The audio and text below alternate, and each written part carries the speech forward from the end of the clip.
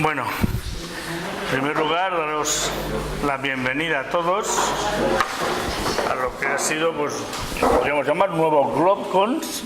Exactamente, es el tercero que hacemos. El primero que hicimos, pues lo recordaréis, fue más largo. Aquí tenéis muchos que habíais sido ponentes allí. Y tuvimos un segundo, GlobeCons, hace 2 años, y ahora pues nos disponemos a hacer el tercero. El tema el tema central es la nueva educación. Yo creo que una de las cosas más importantes hoy en día es reflexionar sobre qué es la educación, qué no es la educación. Yo creo que hay como 2 tendencias en este mundo, por no decir más, que están luchando por la hegemonía al respecto. Uno, si se quiere, pues conservadores, también con una visión más bien tibia ante las nuevas tecnologías, que piensan que siempre se ha hecho la educación bien y no hay por qué cambiarla. Y otros que creemos que estas nuevas tecnologías, los nuevos tiempos, están haciendo emerger nuevos tipos de conciencia que probablemente exijan nuevas formas de educación. Y eso es lo que vamos a intentar abordar en este GlobeCons. Este GlobeCons lo hemos organizado un poco distinto de otras veces. En este caso hay 2 seminarios, este es el primero, y el próximo jueves lo dará también Marco, y el temario va dirigido un poco pues para profundizar por parte de los profesores en aspectos que puedan ser interesantes para nosotros. Hoy veremos un poco más general el tema de la educación, y el jueves Marco, de organización de empresas, pues intentará centrarlo más en el área de empresas. El tema de hoy, tenemos aquí a Juan García Armengol, que nos va a hablar de Krishnamurti y su filosofía. Por derivación, pues un íntimo amigo de Krishnamurti, que era David Bohm, nos va a hablar pues un poco de qué idea tenían sobre la educación. Os presento un poco al ponente. Él es licenciado en Medicina y Cirugía y también doctor en Medicina y Cirugía. Es licenciado en Filosofía y máster universitario en Filosofía Teórica y Práctica, y también doctor en Filosofía. Actualmente trabaja como codirector del Centro Europeo de Cirugía Colorectal en la unidad de coloproctología del Hospital Vitas Nisa 9 de octubre de Valencia. Es coordinador de cirugía de la Fundación Vicente Ferrer en España, de la actividad quirúrgica de voluntariado en el Hospital de Es director del Instituto Valenciano de Práctica y Asesoramiento Filosófico desde el 2014 hasta la actualidad. Tiene una, yo diría, extensa docencia en cirugía y coloproctología en sociedades científicas y una producción científica pues bastante extensa. Podemos aquí leerlo todo, si no tal. Las líneas de investigación en filosofía destacan la filosofía del conocimiento, filosofía de la ciencia, filosofía de la medicina y bioética, práctica y asesoramiento filosófico, formación con el Grupo Español de Práctica y Asesoramiento Filosófico y la Escuela Sapiencial, práctica y asesoramiento filosófico, dirigido por Mónica Caballé, y en filosofía ha sido coordinador de diálogos filosóficos en diversos centros valencianos, coordinador del Grupo de Investigación Krishnamurti de Valencia, esto no lo sabía yo, en talleres anuales de meditación, mindfulness y práctica filosófica en el Centro de Psicología Integral en Valencia, desde 2012 hasta la actualidad, y talleres anuales de meditación, mindfulness y práctica filosófica en grupos de voluntarios en Casa de Caridad de Valencia del 2015 a la actualidad. Ha publicado en filosofía 2 trabajos. Una es La cuestión del conocimiento, de la mente meditativa y religiosa, en Jiddu Krishnamurti, a la mente científica en David Bohm. Supongo que esto es una derivación de la tesis, ¿no? Porque he visto, y ahora ha publicado un libro en el 2017 con el título La cuestión del conocimiento, de Krishnamurti a Bohm, hacia un diálogo integrador entre meditación y la ciencia. Os comunico que me sorprende, ¿no? Decir, no, pues me sorprende gratamente, ¿no? Esta combinación, pues entre, no sé, una disciplina del saber más o menos habitual y algo que se sale de la normalidad. Y ya está, todo el tiempo ya es para él. Juan, espera que te coloque el... A ver, estoy así de lado. Sí, pero que no te roce con él. Que no te roce con él. Muy bien. No sé si tienes que girar a lo mejor. Ahora lo pongo así. Esto lo taparé con esto, así para que no se te escape.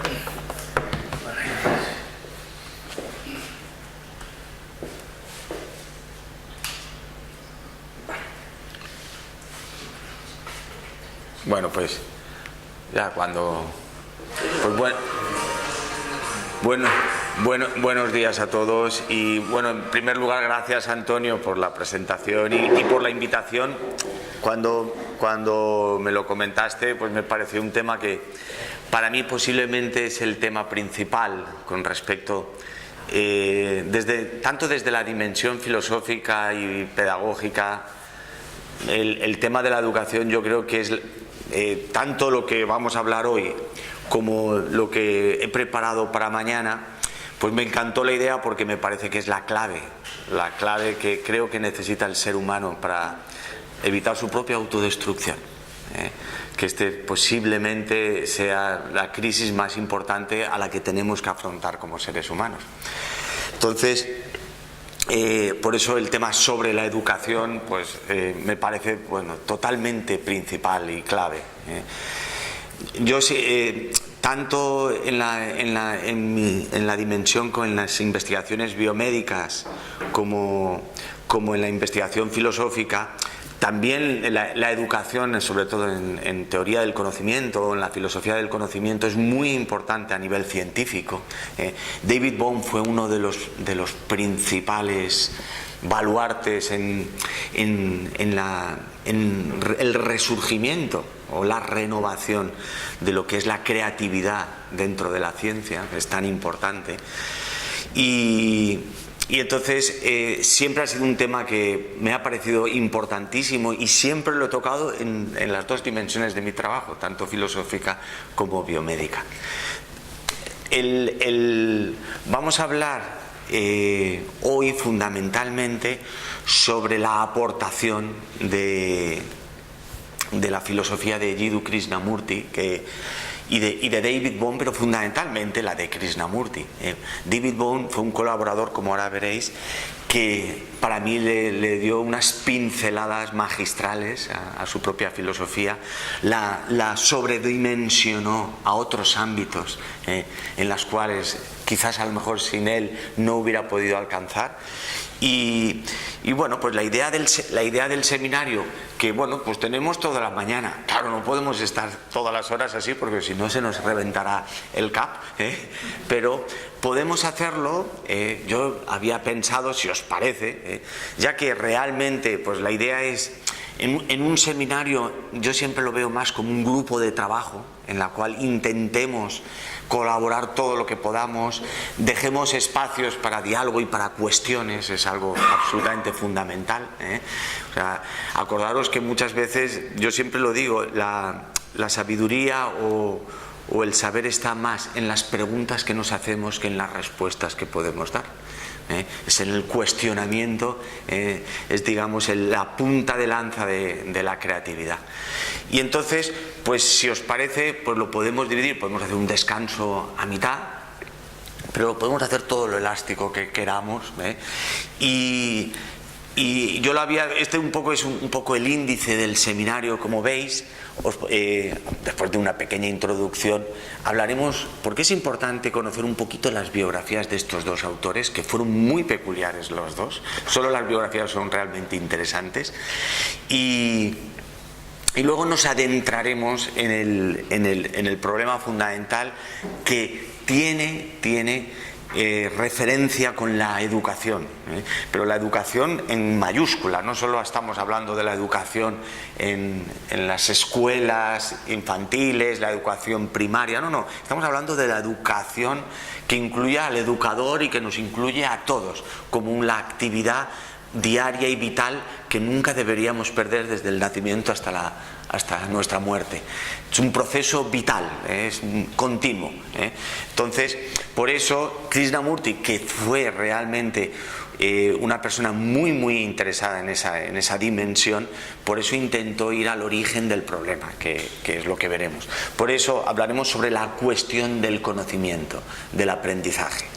Entonces ahí entraremos fundamentalmente en ese punto y en el siguiente, cuando lo que pongo una forma diferente de aprender, en las aportaciones fundamentalmente de Krishnamurti y de David Bohm.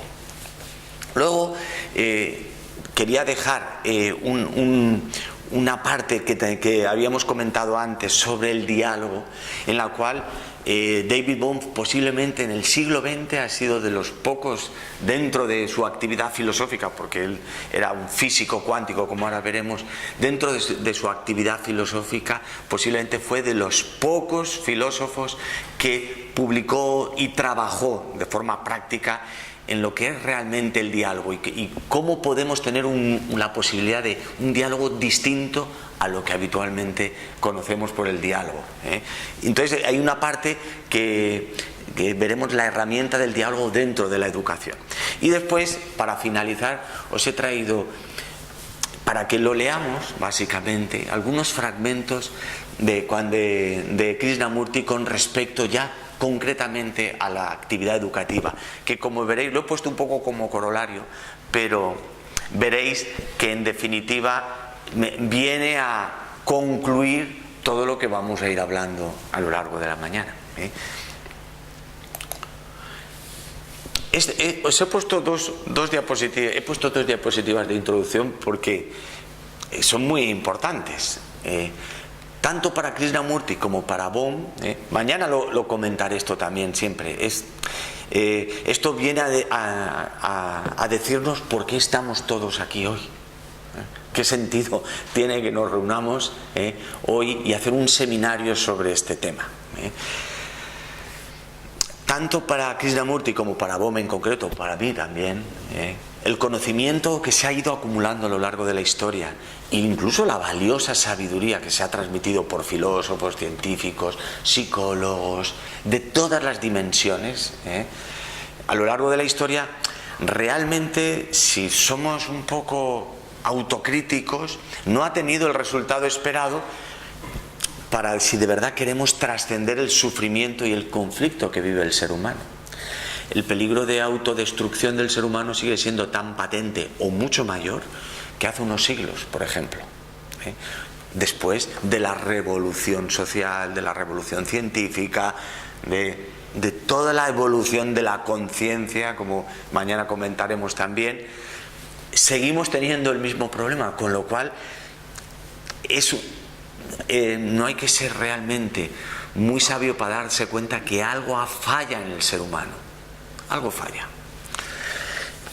Para estos autores, para mí también, yo creo que coincidimos muchísimas personas en ello, la crisis y el sufrimiento del ser humano se origina viendo como un diagnóstico etiológico que hacemos desde la dimensión biomédica, nos gusta para intentar conseguir la máxima eficacia de un tratamiento.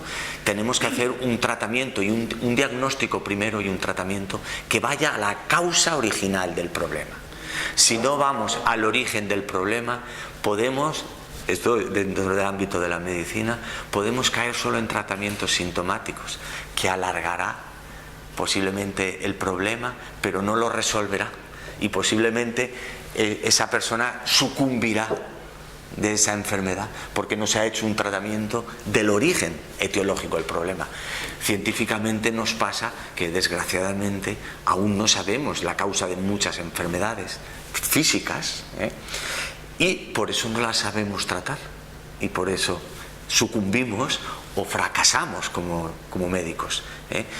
Pero a nivel psicológico podemos hacer la misma alegoría. O sea, nuestro fracaso como seres humanos en la crisis del ser humano, nuestro fracaso como planeta, como mundo, puede tener un origen y posiblemente no lo conozcamos muy bien porque no se ha hecho patente. Si lo hubiéramos hecho, posiblemente tendríamos un tratamiento etiológico y no llegaríamos a esas consecuencias.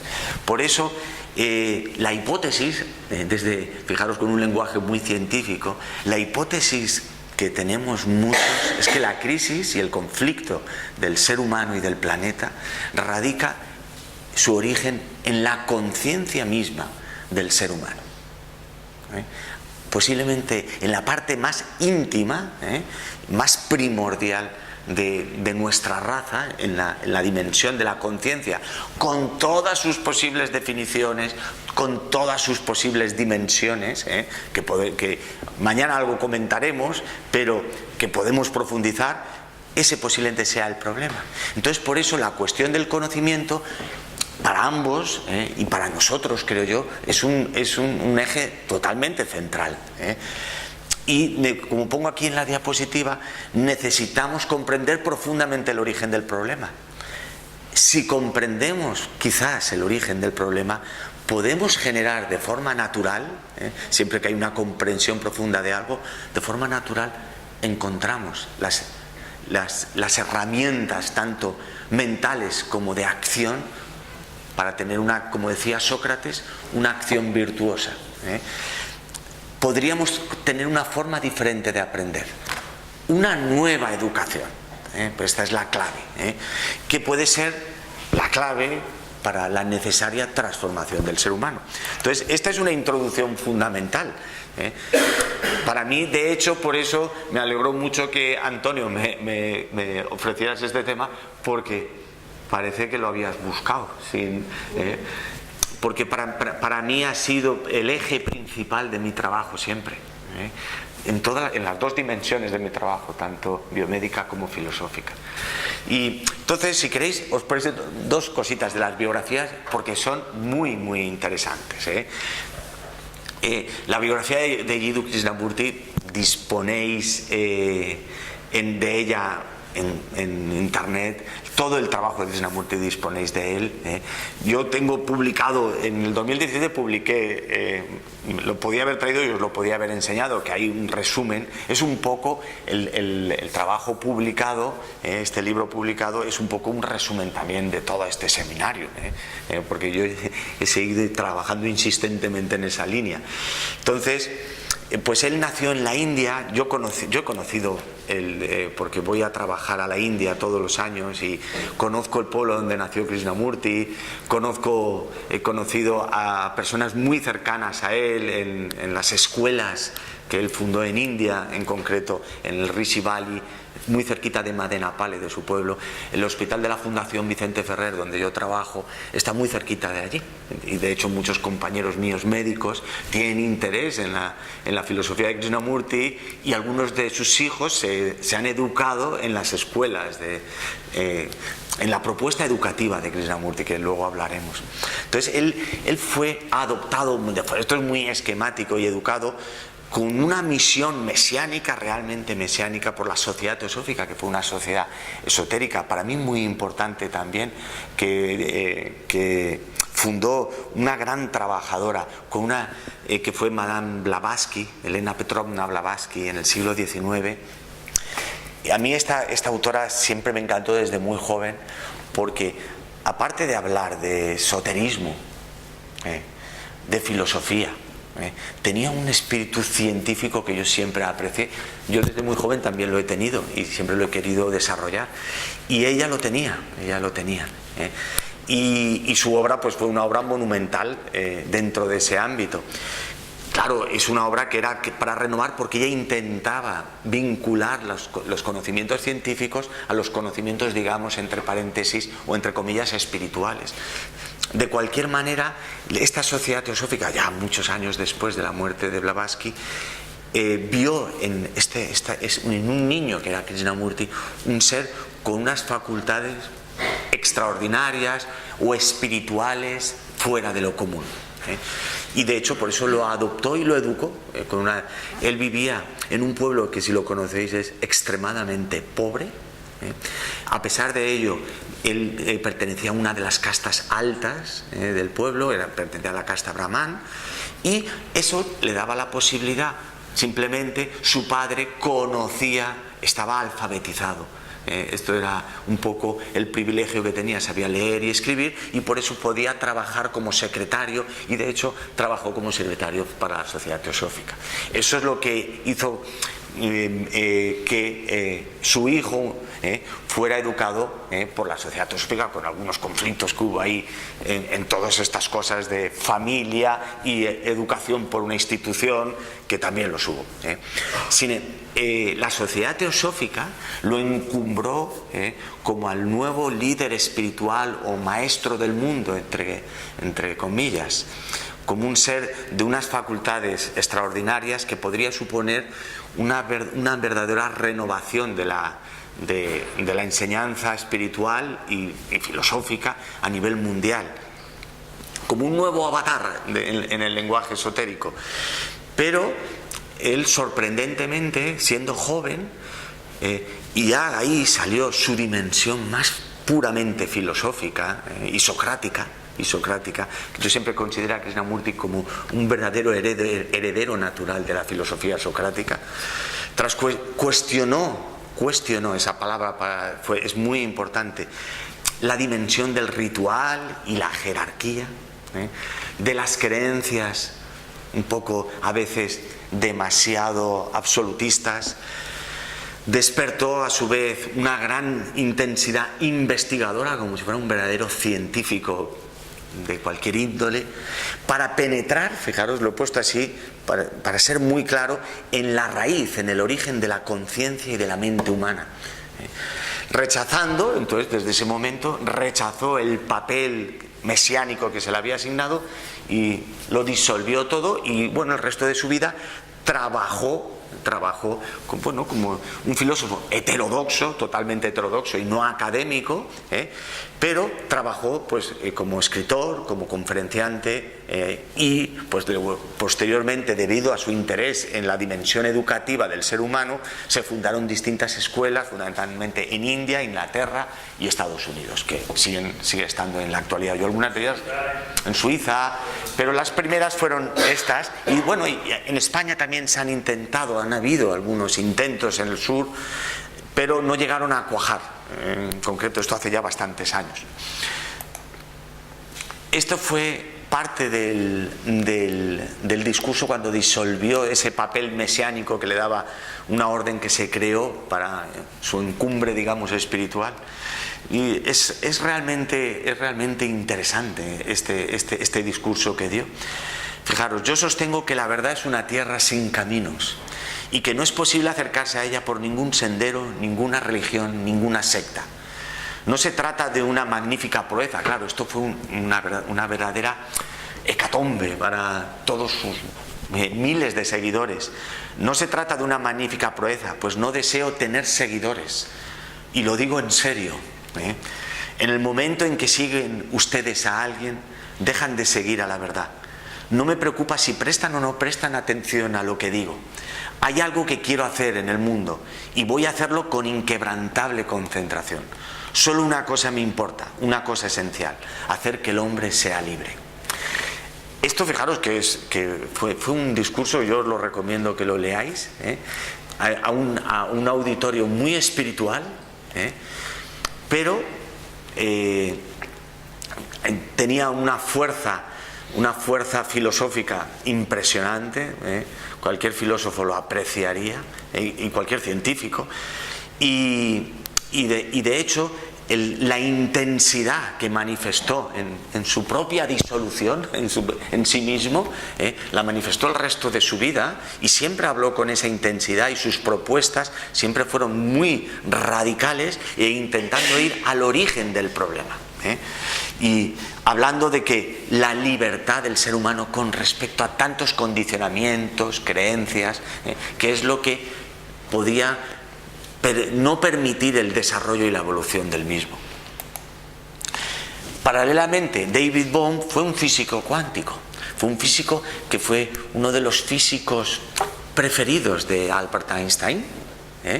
Cuando Einstein desarrolló la teoría de la relatividad, David Bohm era joven, pero ya Einstein vio en él una dimensión científica y sobre todo creativa que le gustaba. Einstein también tenía muchos instintos filosóficos, también los tenía, y entonces vio en él también un poco esa dimensión, y fue un poco protegido en ese sentido por él.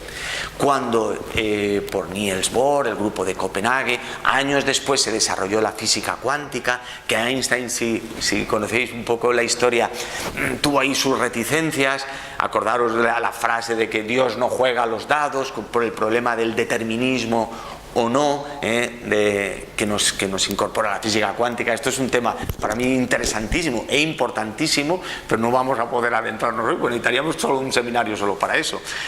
Pero bueno, de cualquier manera, Bohm desarrolló como físico cuántico su propia visión de la física cuántica, pensar que la ciencia no existen verdades absolutas, siempre son verdades relativas que van cuestionándose cosas y vamos evolucionando.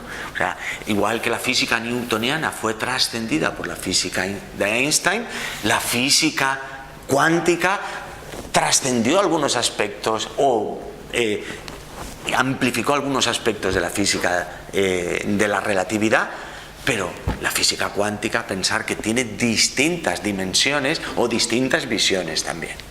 La ciencia, no por eso hay una verdad científica y ahí se acabó todo, es todo lo contrario.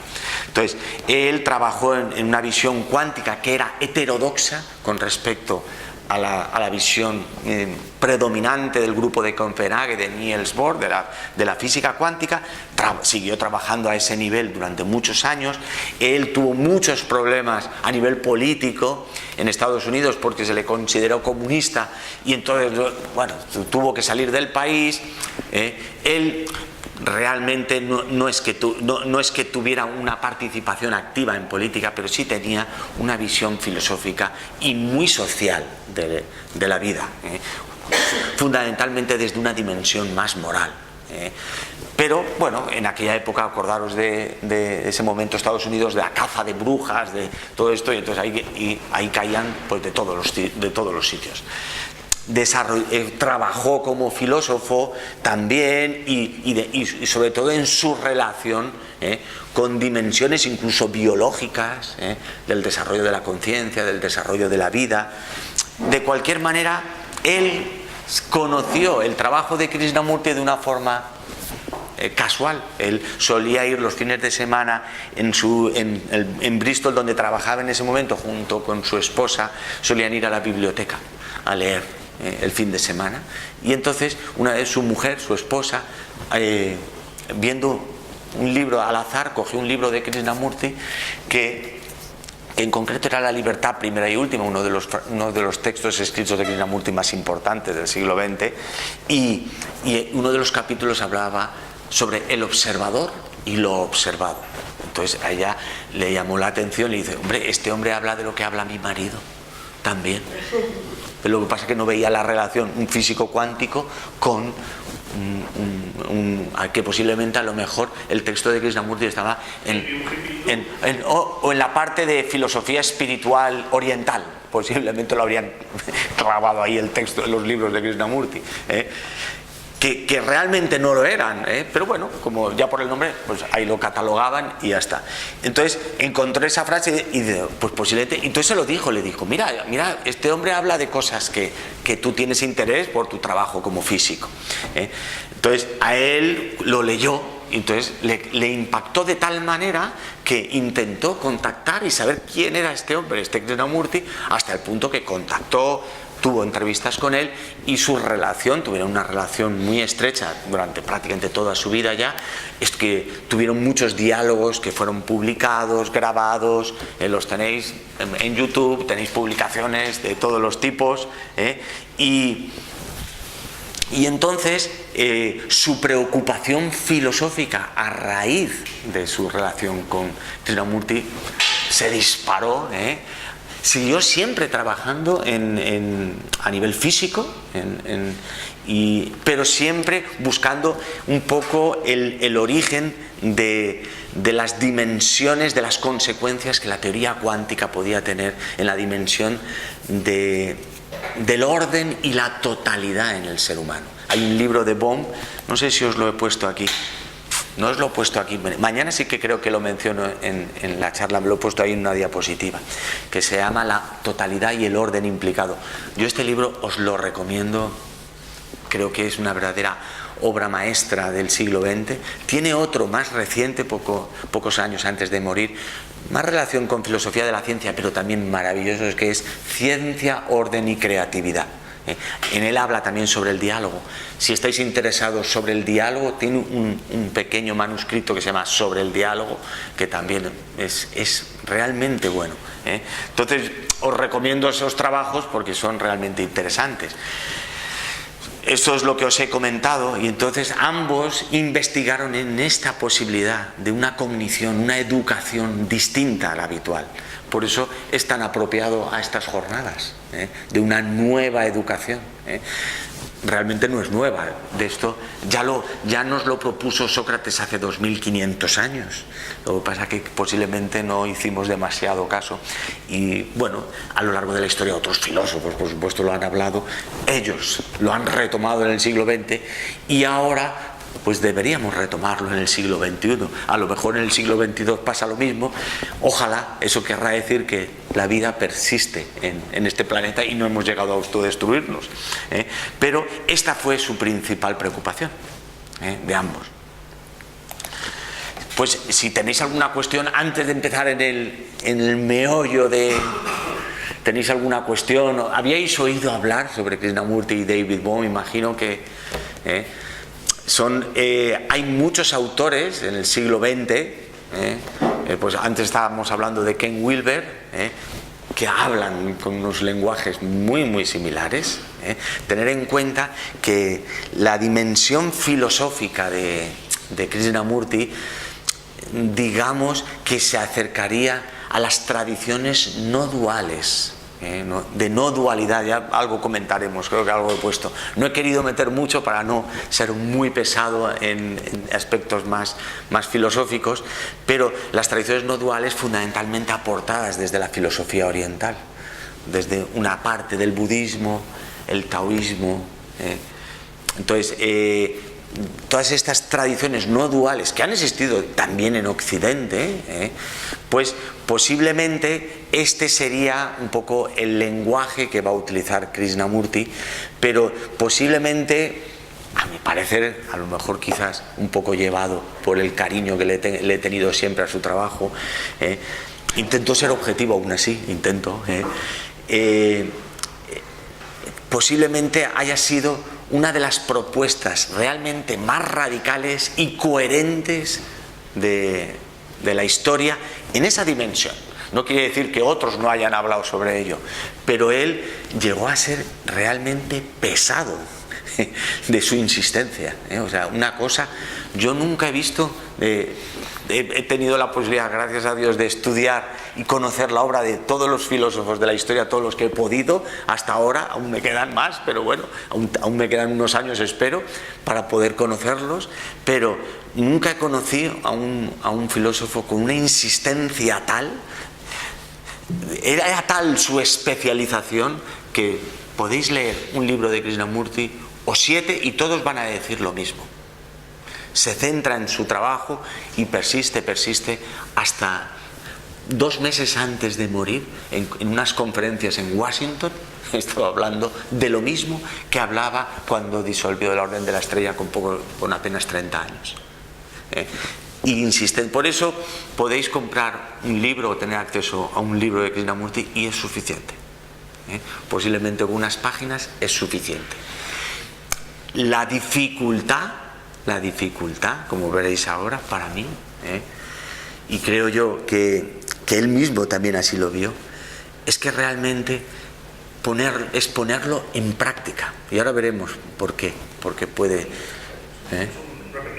ponerlo en práctica. En mi empresa está detrás de la interdisciplina de Peter Singer, todo lo que es el diálogo y todo esto. Peter Singer era ingeniero, pero sus doctorados y todo eso estuvieron muy influidos como psicólogo de Archiris, y a la vez todo lo que es el diálogo estaba todo basado en David Bohm, el libro de diálogo de David Bohm. Y